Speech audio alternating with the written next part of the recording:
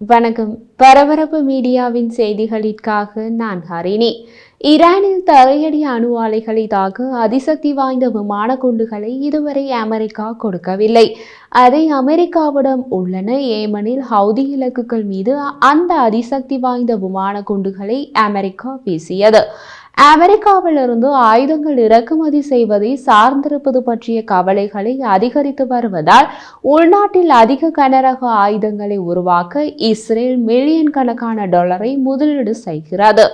ஆனால் வல்லுநர்கள் கூறிய போது இஸ்ரேல் ஆயுதங்களுக்காக அதிகம் அமெரிக்காவை நம்பியிருப்பதை அசைப்பது கடினம் என்கிறார்கள்.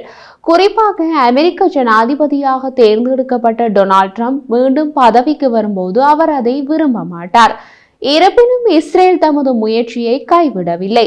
அதன் வளர்ந்து வரும் உள்நாட்டு ஆயுத தயாரிப்பு லட்சியத்தின் அடையாளமாக இஸ்ரேலின் பாதுகாப்பு அமைச்சு கடந்த வாரம் $275 மில்லியன் மதிப்புள்ள கனரக வெடிகுண்டுகள் மற்றும் பாதுகாப்புக்கான மூலப்பொருட்களை தயாரிப்பதற்கு ஒப்பந்தங்களில் கையெழுத்திட்டதாக கூறியது.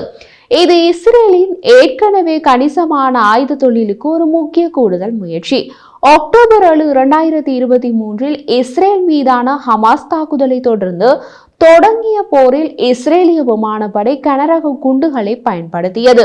இது போயிங் போன்ற அமெரிக்க நிறுவனங்களால் ஓரளவுக்கு வழங்கப்பட்டு காசா பகுதியின் பெரும்பகுதியை தரைமட்டமாக்கி மக்கள் வாழ தகுதியற்ற இடமாக மாற்றியது.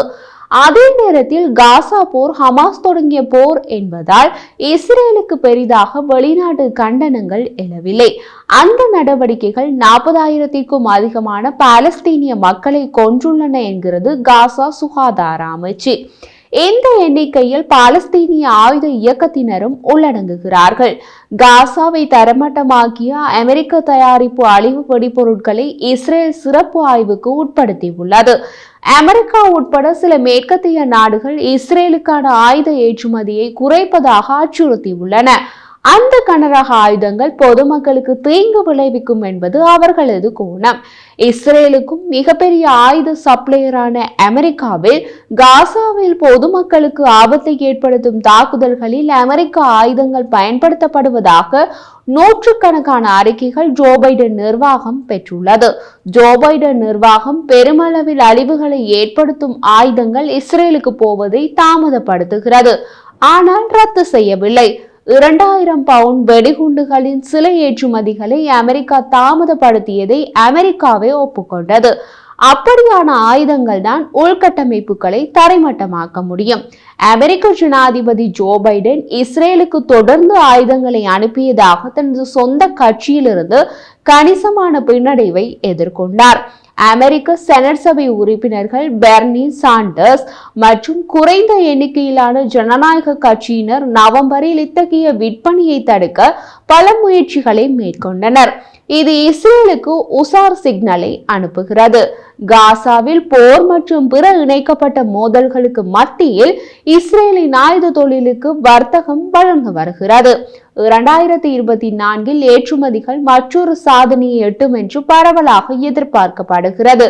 இருப்பினும் இந்த தொழில் பெரும்பாலும் வான் பாதுகாப்பு சாதனங்கள் போன்ற உயர் தொழில்நுட்ப விஷயங்களாக உள்ளது.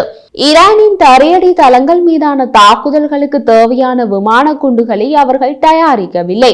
இஸ்ரேலின் பெரிய 3 ஆயுத உற்பத்தியாளர்களான Elbit Systems, Israel Aerospace Industries மற்றும் ரஃபால் ஆகியவை உள்நாட்டில் கனரக வான்குண்டுகளை தயாரிக்க தேர்ந்தெடுக்கப்பட்டுள்ளன. இஸ்ரேலிய நிறுவனங்கள் மாற்றத்திற்கு தயாராக இருப்பதாக சுட்டிக்காட்டியுள்ளன. எல்பிட்டின் ஊழியர்கள் மற்றும் மேலாளர்களான ஐடிஎஃப் மற்றும் பாதுகாப்பு ஸ்தாபனத்தின் மாறிவரும் தேவைகளை பூர்த்தி செய்வதில் உறுதியாக உள்ளனர் என்று எல்பிட் தலைமை நிர்வாக அதிகாரி பெஷாலெல் மக்லிஸ் நேற்று செவ்வாய்க்கிழமை தெரிவித்தார். அமெரிக்காவிடமிருந்து கனரக குண்டுகளை இறக்குமதி செய்ய இஸ்ரேல் தேர்வு செய்துள்ளதாக ஆய்வாளர்கள் கூறுகின்றனர்.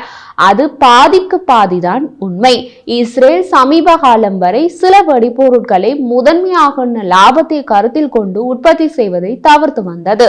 அதைவிட அமெரிக்காவால் இஸ்ரேலுக்கு ஒதுக்கப்பட்ட பணத்தில் அவற்றை வாங்குவது மலிவானது. அந்த குண்டுகள் இஸ்ரேலுக்கு இலவசமாக வந்து சேரும். ஆனால் ஈரானின் தரையடி தளங்களை தாக்கும் குண்டுகளை அமெரிக்கா கொடுப்பதாக இல்லை.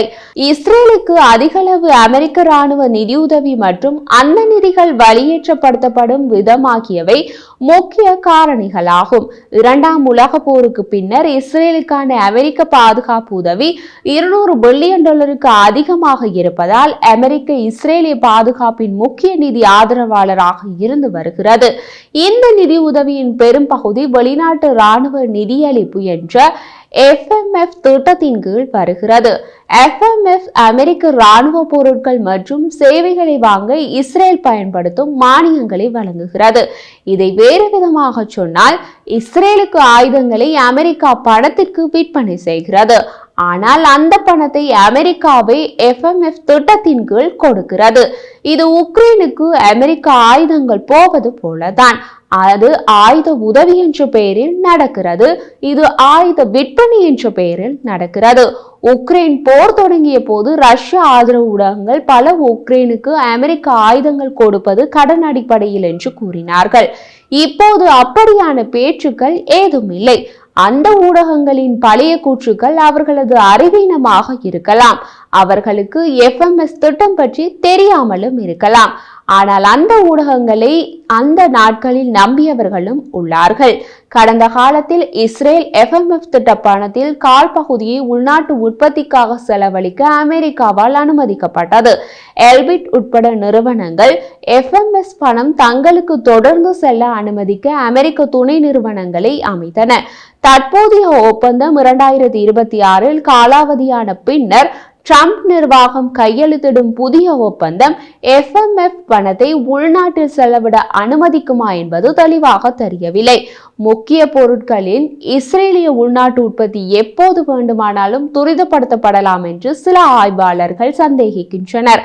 இஸ்ரேல் இப்போது ஈரானிய தரையடி தளங்களை தாக்கும் பங்கர் பஸ்டர் குண்டுகளை உள்நாட்டில் தயாரிக்கும் முயற்சியில் இறங்கியுள்ளது. இஸ்ரேல் அதன் முக்கிய உபகரணங்களுக்கு வெளிநாட்டு இறக்குமதியை நம்பியே இருக்கும். அமெரிக்க தயாரிப்பு F-35 போன்ற போர் விமானங்கள் மற்றும் ஜெர்மனிய நீர்மூழ்கி கப்பல்கள் இஸ்ரேலுக்கு தேவை. ஆனால் அவற்றில் பொருத்தி ஈரானை தாக்க தேவையான ஆயுதங்களை இஸ்ரேல் சொந்தமாக தயாரிக்க முயற்சிக்கிறது.